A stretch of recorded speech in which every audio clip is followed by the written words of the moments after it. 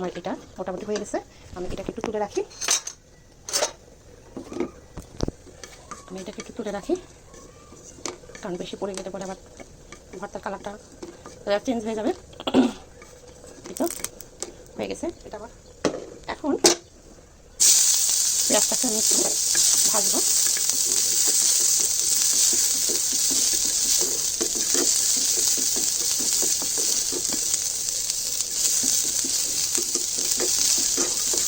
পাতা করে দিয়েছি, এবার এটাকে আমি ভেজে নেব।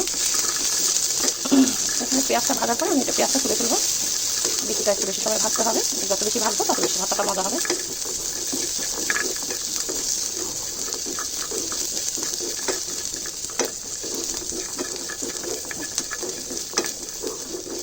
এখানে কাঁচা পেঁয়াজ দিয়েও করা যায়। আসলে আমি কাঁচা পেঁয়াজ দিয়ে কেন করবো না, কারণ হচ্ছে ভর্তাটা এখন একটু গরমের সময়, যদিও বৃষ্টি আছে কিন্তু তারপরে যখন গরম পড়ে তখন প্রচণ্ড ভ্যাপসা একটা গরম, তো ভর্তাটা যাতে গন্ধ না হয়ে যায়, যেহেতু খেতে খেতে আড়াইটা ভেজে যাবে 1 ঘন্টার মধ্যে ভর্তাটায় যাতে একটা স্মেল না চলে আসে, সেজন্য আমি একটু পেঁয়াজটা ভেজে নিয়েছি। আমি এখন শুধু পেঁয়াজটা তুলে নিব, বেশি করে তুলবো না, আমি শুধু পেঁয়াজটা তুলবো।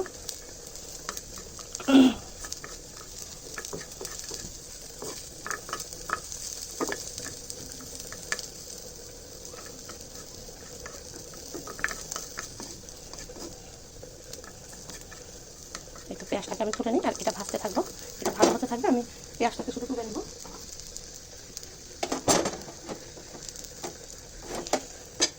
এই তো শুধু পেঁয়াজটা তুলে রাখবো।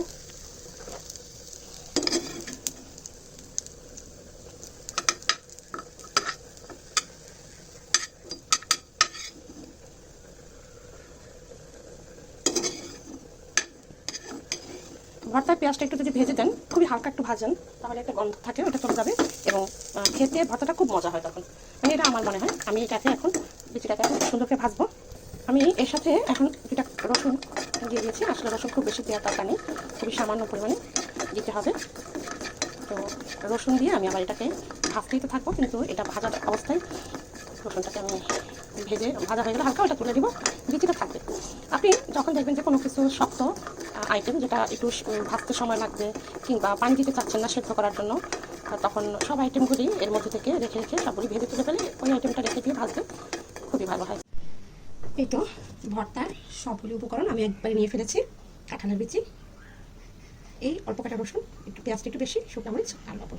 আমি এখন প্রথমে শুকনো মরিচটাকে অল্প লবণ দিয়ে বেটে নিব, কারণ এটা শুকনো মরিচটা বাটাটা একটু দরকার, তাহলে খুব ভালো গুঁড়া হবে।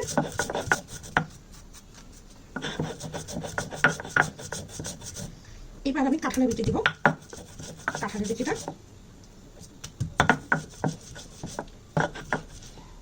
এর সাথে রসুনটা দেওয়া যাবে, কিন্তু পেঁয়াজটা এখন দেওয়া ঠিক হবে না, তাহলে বাটাটা ভালো হবে না। কাঁঠালের বিচিটা খুব সুন্দর করে সিদ্ধ হয়ে গেছে, মানে ভাজা হয়ে গেছে। আসলে এভাবে করে করলে পরে দেখবেন যে কাঁচা অংশটা আগে গেছে।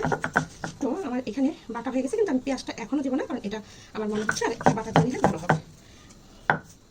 আমি মরিচ আর কাঁঠালের বিচিটা আরেকটা বাটা দিব, তারপরে এখানে আপনি পানি ব্যবহার করবেন না, কারণ পেঁয়াজের যে পানিটা থাকবে ওটা দিয়ে এই ভর্তাটা খুব সুন্দর হবে। আসলে অনেকেই ভর্তাতে পানি দিয়ে বাটে, ভর্তায় পানি দিয়ে বাটলে পরে ভর্তাটা মজা হয় না। ভর্তা মজা হওয়ার এটা একটা টিপস।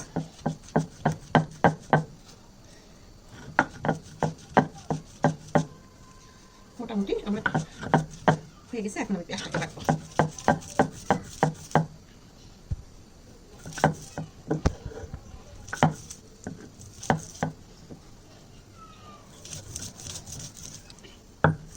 এখন এটা সহ আমি বাটবো, কারণ এটা অনেক শুকনো তো চারদিকে পড়ে যাচ্ছে।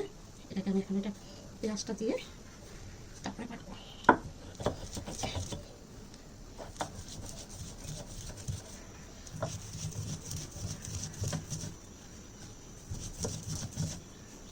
আর বাটার দরকার নেই, কিন্তু তারপরে আমি আবার একটু একটা পাতা দিয়ে নিব।